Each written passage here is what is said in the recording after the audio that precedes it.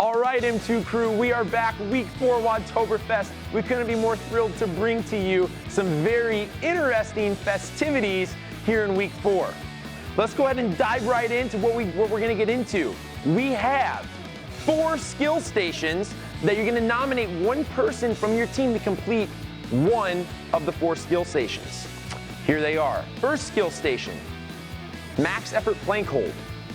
Second skill station, the beep test. We're bringing it back from last year and we're mixing it back in there, so we hope to see some improvements from last year. Station 3, rope climbs.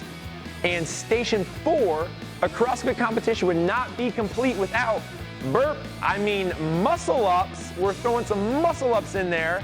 Get excited because here are the briefings and the standards for the skill session part of week 4. All right, here we are for skill station number 1. It's going to be a max effort plank hold.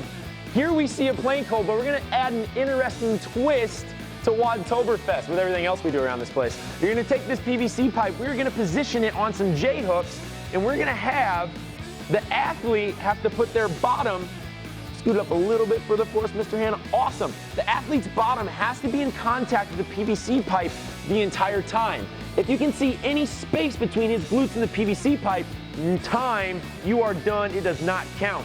His hips must be touching the PVC pipe the entire time throughout the plank hold for the time to count.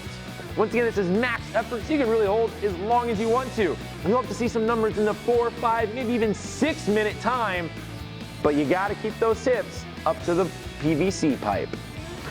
All right, M2 crew, here we are outside in the elements for skill station number 2, the beep test. And to give you a little history about the beep test, it is a 20 level test that you start with 2 cones lined up 20 meters apart, and you run from cone A to cone B.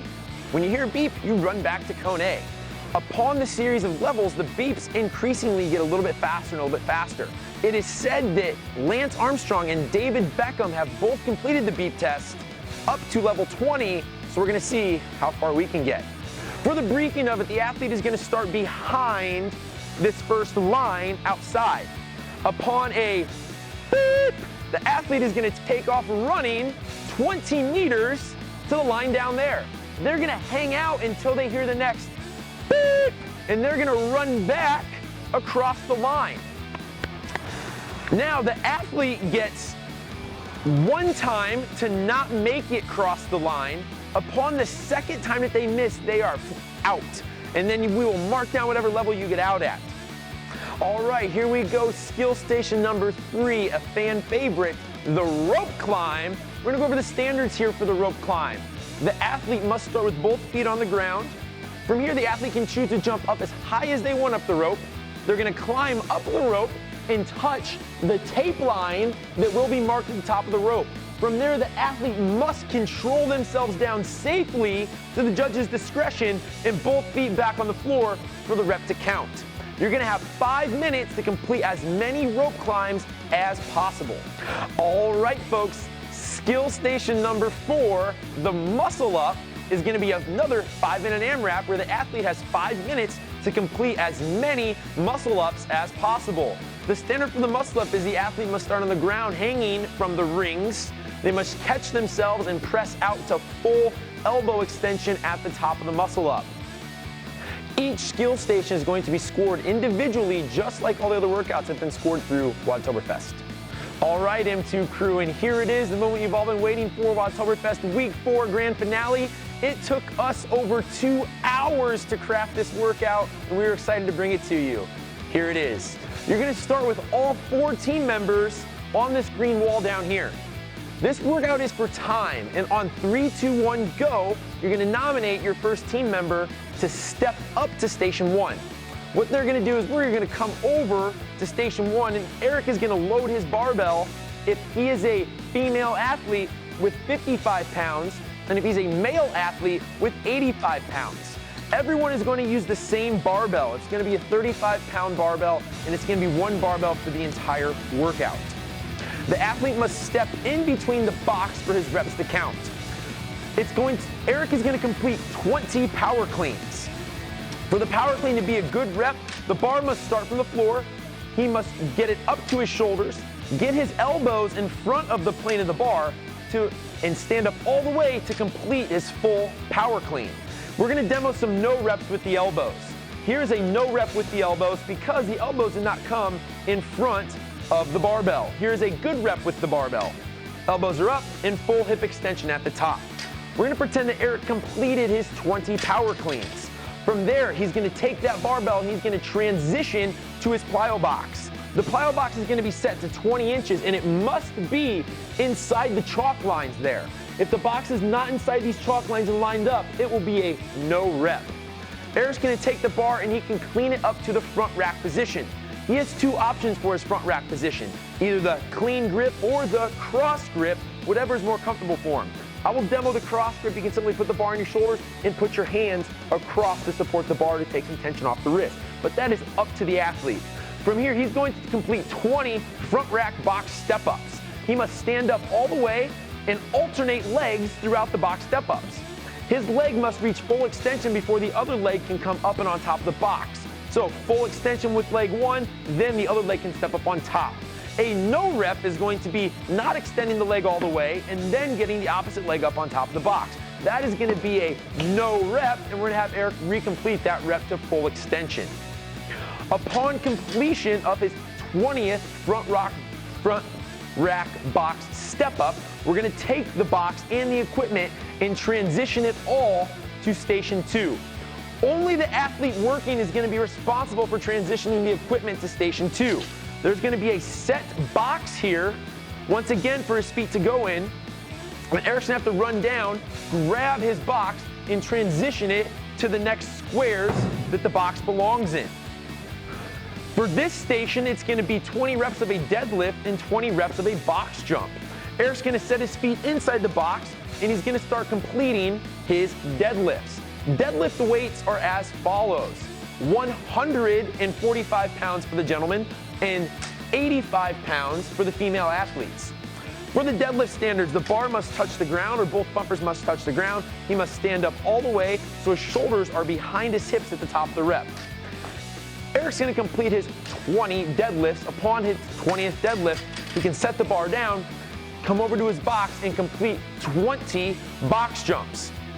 For the box jumps reps to count, he's going to start with both his feet down. He's going to jump up and stand up all the way on top of the box. A no rep is going to be not reaching full hip extension at the top before he jumps down. That is a no rep. What is acceptable is box stepping is also acceptable, but he must stand up all the way at the top.